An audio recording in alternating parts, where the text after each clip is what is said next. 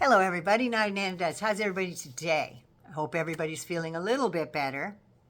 There's calm in the political world right now, which is a good thing, because the whiny babies got their own way, so they have their big pacifiers stuck in their face, or Trump's junk, whatever you want to put it. But anyway, yeah, things are calm, probably because everybody's still in shock. I'm pretty much in shock. One thing I'm not hearing is this election's rigged. It's rigged. It's rigged. They stole the election. You hearing that from anybody? I'm not. Nobody's hearing that. You know, and all of a sudden Trump won, so nobody's screaming that the election's rigged. Even while the polls closed and the votes were coming in, he was saying that things are going on in Pennsylvania. It's going to be rigged.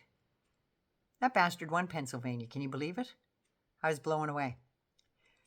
They did an exit poll of Trump supporters, and it included Arab Americans. I forget the percentage of Arab Americans. For since the,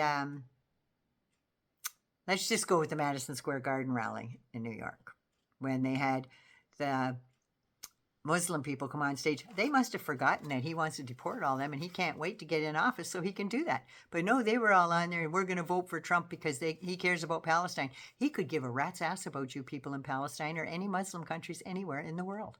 He could give two shits, because Jared Kushner and Trump and Benjamin Netanyahu all sat there and looked, and they had a little conversation in Mar-a-Lago. And they were saying, that Gaza, boy, that nice beachfront property right there. It makes some good resorts. Maybe we should just flatten it. And that's what Bibi Netanyahu's out to do. Have you seen what's left of Gaza? Not much. Not much. How many people have they killed? Trump's not saying anything about that. He's all up Bibi's ass. Let's give Bibi what he wants. That's what Bibi wants. He doesn't want a two-state solution. So, Arabs, you put your name on that, you take what you get. Because he's given as good as he sends. Just saying. Suburban women, 52% of suburban women voted for the Mango Moose Knuckle, the convicted rapist, a felon, the old kitty smasher. 52% of suburban women voted for him. I can almost guarantee it wasn't black women or women of color. Just saying. 54% of all male voters in the United States of America voted for him. 59% of all white male voters, because you can't be anything but white in the KKK. Just saying. He likes those white supremacists. Nick Fuentes showing up for dinner. Sure, sit down. I like this kid. Smart. Yeah. KKK? White supremacist? Yeah. 53% of people aged 45 to 64 years old voted for him. 54% of Latino males. So much. That's because Latinos are saying, no, he likes us. He's not going to deport us. Every single one of you out there has a family member, an auntie, an uncle, a cousin that's undocumented. And you know what they're saying now? They're saying now that, oh, well, you shouldn't have had your kid here in the States because just because the kid was born here doesn't mean anything. The parents going back, because they don't want the debacle about ripping kids away from their parents anymore. So if the kids are even born there, they're hopping on the bus with the parents and going, can't keep them here. Can't keep them here. That's what they're saying. So, yeah, I have a mug that says, and they said, she can't withstand the storm. And she whispered back, I am the storm. And that is the true side of blue. That's what that is. The most disgusting, vile storm blew through the United States of America on Tuesday night. And it's going to take a long time to clean that up. It's going to take a while. Think of Hurricane Maria. They're still cleaning up from Maria in Puerto Rico. Because, well, Trump withheld $20 billion in funding. That didn't help build anything back either. Joe Biden today, when he said that he was expecting a peaceful transition of power and invited the Mango Moose Knuckle to the White House to start the transition. Joe said setbacks and failures are inevitable, but not getting up and fighting back is unforgivable. It's not his exact words, but that's what I got from the speech. Now, all the mainstream information stations there are all doing the finger pointing today. They're all finger pointing. Well, who is to blame for Kamala losing? But when I was a little kid, my grandmother got a hold of me because I was tattling on my brother, and I said, Peter did this. She grabbed my hand and she said, you listen here. She said, that finger you're pointing, just remember, there's 3 more pointing back at you. So for every finger you point at somebody, there's 3 more pointing back at you. And that's what these people like CNN and all the rest of them out there, they need to learn that. They need to learn that. They're going on about Kamala didn't do this and Kamala didn't do that. And she shouldn't have picked Tim Walz. She should have picked Josh Shapiro. And Joe should have quit earlier. Joe shouldn't have ran for another term. Joe was too quiet. Joe wasn't out there. No, they're hiding Joe. They're keeping him off the campaign trail. Well, Kamala couldn't answer that question. Kamala flip-flopped on these answers. She answered wrong. She was too nice. She wasn't bad enough. She stuck to her guns, but she was talking about the wrong things. Well, it's all water under the bridge now, isn't it? Now, the tactics begin.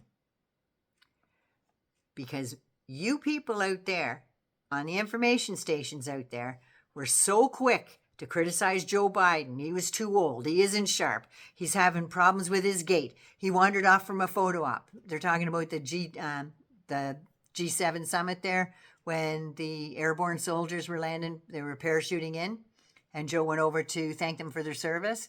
Oh, look, he wandered off. He doesn't know what the hell he's doing. No, he went over to thank those guys for their service. Something Mango Moose Knuckle would know nothing about. Nothing. And nobody in his family has served either. Nobody. Because they're all selfish little bastards. Joe misspoke. Joe was confused. But there was never any talk about, oh, look, Trump was confused. Trump wandered off. Trump doesn't know what he's talking about. Trump is giving all these wrong facts. Well, he's not giving wrong facts. He's lying because that's what he does. He doesn't give wrong facts. He lies his ass off.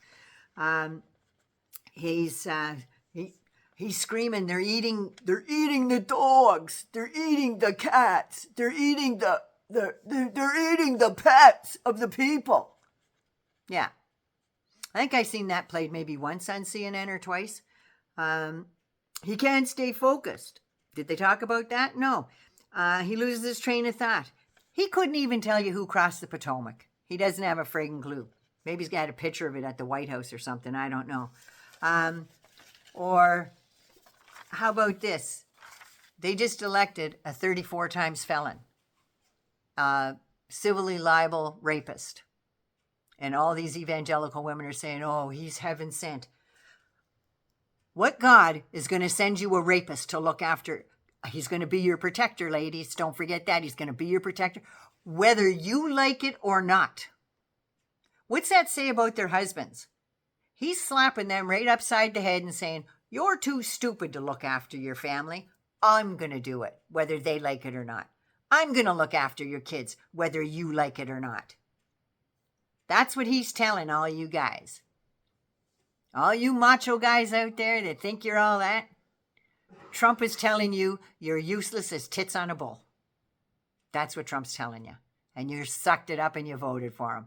It's going to be really good until, let's say, February, when all of this Project 2025 starts rolling around, because there was people on 3 different networks today that said, and they were showing their tweets, twits, excrement, whatever the fuck you want to call it.